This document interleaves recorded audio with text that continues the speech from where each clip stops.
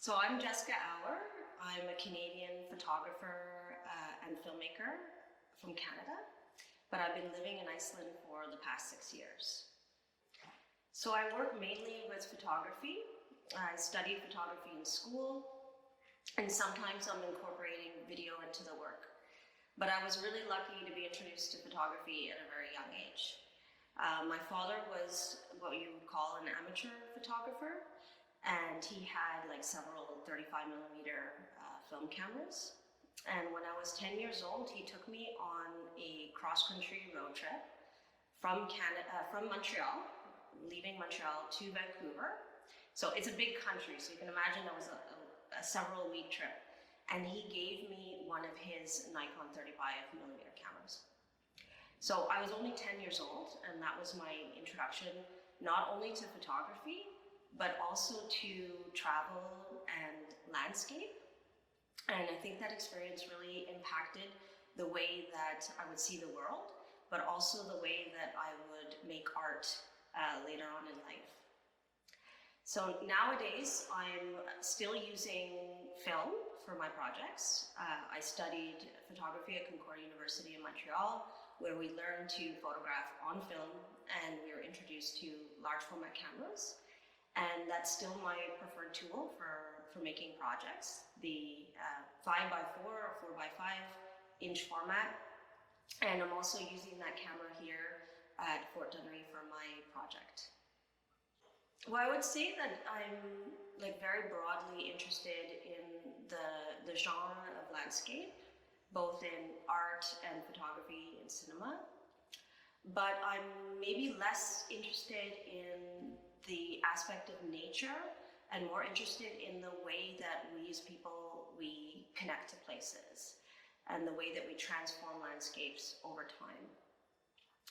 So I think that this is something that is recurring in all my projects.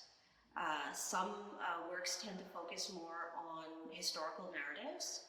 So my starting point is often historical sites and researching more about the history of that place and using an aspect of that narrative to drive the exploration of a project.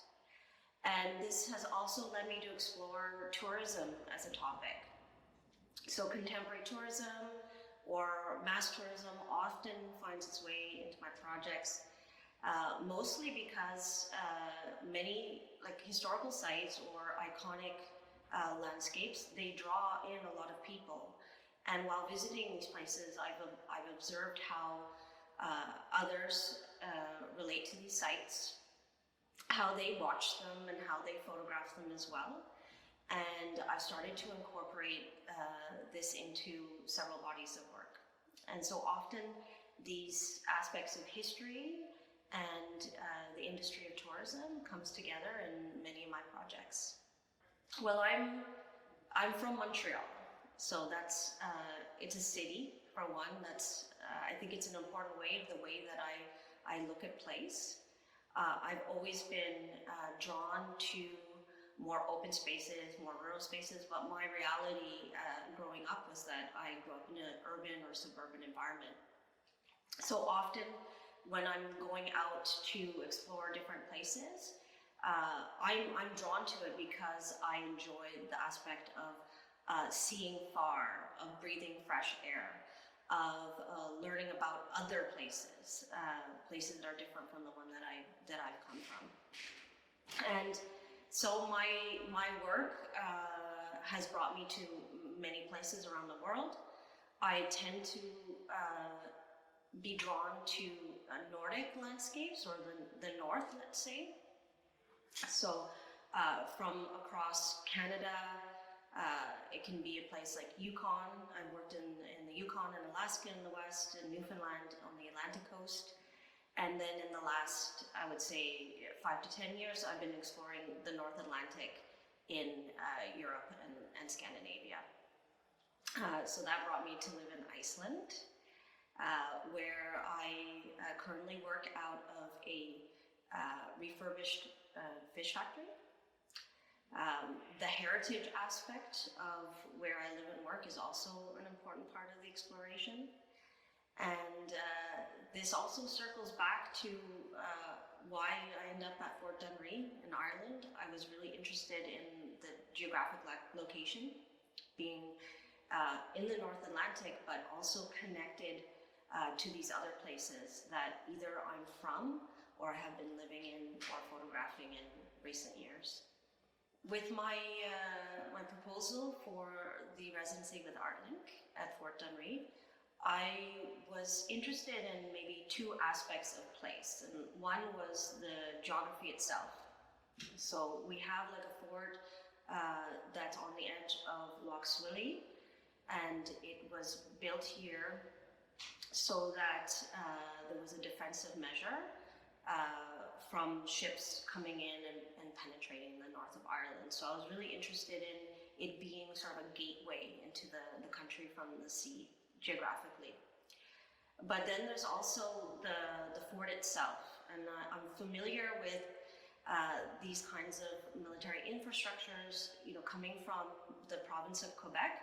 We also have many like forts or old battlefields that were from a similar era when the French and the English were in conflict or fighting for territory in Quebec. And what I know about forts is that they often have like this elevated perspective and an excellent view. So for like a photographer, it's really a dream to go to a location where the landscape and the architecture is designed for you to have this ideal perspective. And that perspective can be on the landscape itself. It can be on the sea. But it can also be on the site itself. So for example, if you're standing on one part of the fort or at one of these blockhouses, you have a view of other architectural elements that are surrounding you. So that was one reason why I knew that I could come here and I would have actually so much that I could possibly work with. In terms of the project itself, when I wrote the application, I left it very open. I talked about my interest in the North Atlantic and connecting the settlement of this area maybe with the settlement of other places. But I think the one thread that I really followed through on was looking at the site as a historic place and researching this history, why it was built, the meaning of the site when it was originally built, and thinking about how it has changed in today's world. So what we have here today is a fort that's no longer used for military purposes. It's become a site of leisure.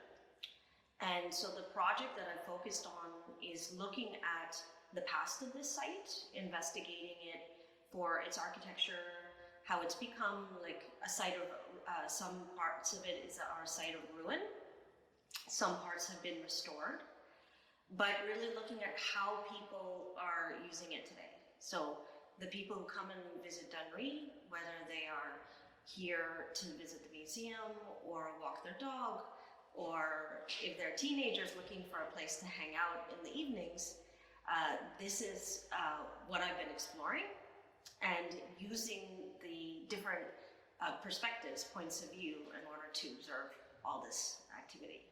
When I choose a place to go and sit and observe for an extended period of time, that's an important part of my process. It's simply just taking the time.